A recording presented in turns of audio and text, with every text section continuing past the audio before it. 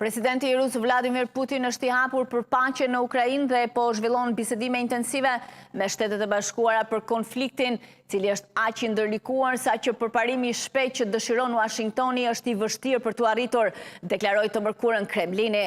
Presidenti i Rus mbetet i hapur për zgjidhje politike dhe diplomatike të këtij konflikti, tha zëdhënësi i Kremlinit Dmitry Peskov për gazetarët. Ai shtoi se Putin kishte shprehur gatishmërinë për bisedime të drejtpërdrejta me Ukrainën, por ende nuk ishte një përgjigje nga Kievi.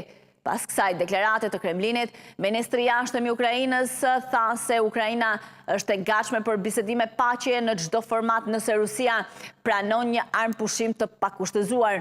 Putin ka mirëpritur më parë në parim idenë e një armpushimi, por ka theksuar se duhet të zgjidhen dhe sqarohen shumë çështje përpara se të arrihet një marrëveshje e tillë.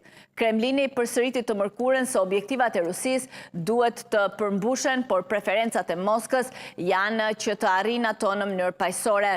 Ne kuptojmë se Washingtoni dëshiron sukses të shpejt në këtë proces, tha Peskov në anglisht, por agjencia ruse TASS e citoi atë të thoshte se shkaqet rrënjësore të luftës në Ukrainë janë shumë komplekse për të zgjidhur brenda një dite. Vendimi i Putin për të dërguar 10 mijëra trupa në Ukrainë në 2022 shkaktoi përballjen më të madhe mes Moskës dhe Perëndimit që nga kriza e raketave të Kubës në 1962.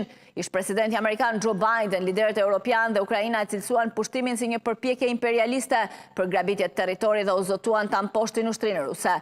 Ndërkohë, Putin e sheh këtë luftë si një pikë kthese në marrëdhëniet e Moskës me Perëndimin, duke akuzuar Shtetet e Bashkuara të Amerikës dhe NATO-n se e kanë poshtruar Rusinë pas shpërbërjes së Bashkimit Sovjetik në 1991 përmes zgjerimit të aleancës drejt lindjes, përfshirë dhe Ukrainën.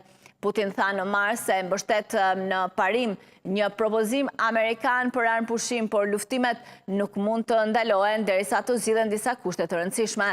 Të hënën ai shpalli një armpushim treditor në maj për të përkuar me 80 vjetorin e fitores së Bashkimit Sovjetik kundër nazistëve në luftën e dytë botërore. Presidenti i Ukrainës Volodymyr Zelensky ka deklaruar se përparimi drejt zgjidhjes së luftës varet nga hapi i parë i Rusisë, një armpushim i pakushtëzuar. Trump tha të martën se mendon se Putin dëshiron të ndalojë luftën dhe se po mos ishte për të, Rusia do të kishte pushtuar të gjithë Ukrainën. Po të mos isha unë, mendoj se ai do të kishte dashur të merrte gjithë vendin, tha Trump. Sekretari amerikan i shtetit Marco Rubio tha se tani është momenti për propozime konkrete nga Moska dhe Kievi për të ndaluar luftën dhe paralajmëroi se Shtetet e Bashkuara do të riqet nga roli i ndërmjetësit nëse nuk ka përparim. Trump refuzoi të përgjigjej nëse Shtetet e Bashkuara do të ndalonin ndihmën ushtarake për Ukrainën nëse Washingtoni largohet nga bisedimet.